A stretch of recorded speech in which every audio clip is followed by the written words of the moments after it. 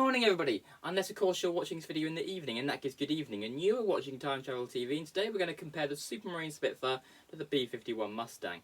Now we're never going to know which one's better in battle because they never fought each other because they're on the same side.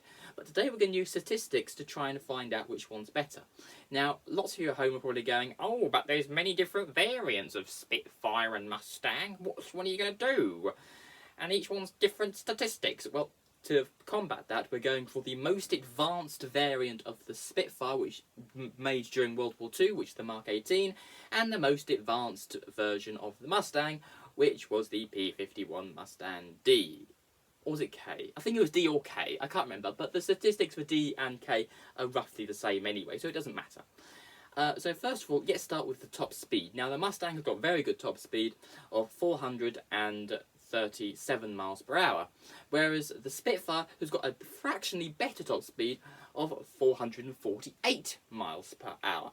So that's 1 point for the Spitfire. The Spitfire also gets the point for climb, whereas the Mustang can climb to 20,000 feet in 7 minutes and 18 seconds.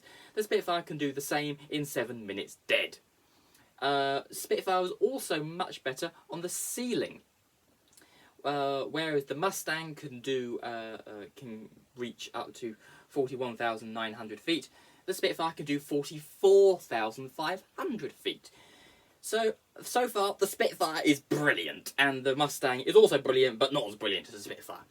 Now this is one area next to the range where the Spitfire is not as good as the Mustang. The range of the Mustang is 2,301 miles, whereas the Spitfire is only 850 miles.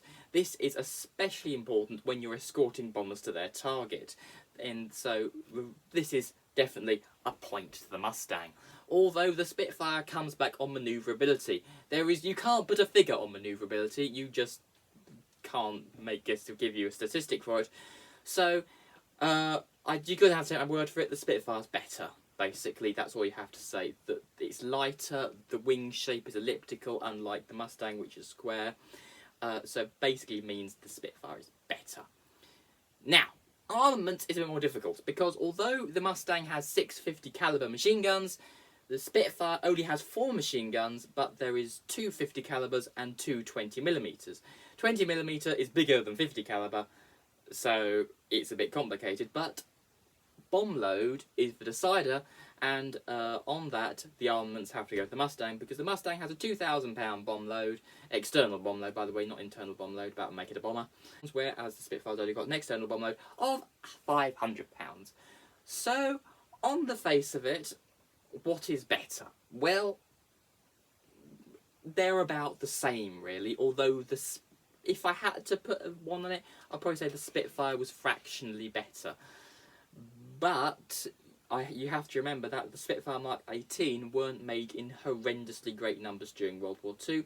The one that was made the most was Spitfire Mark 9, which is brilliant, but not as good as Spitfire Mark 18, of course. So, which is better? Well, they're about the same, but the Spitfire's probably a bit better. And that's the answer! So, if you want to go into battle, it doesn't really matter what you're flying, just run for the Spitfire first. So, I hope you enjoyed that video. If you did, please subscribe to Time Travel TV, and cheerio.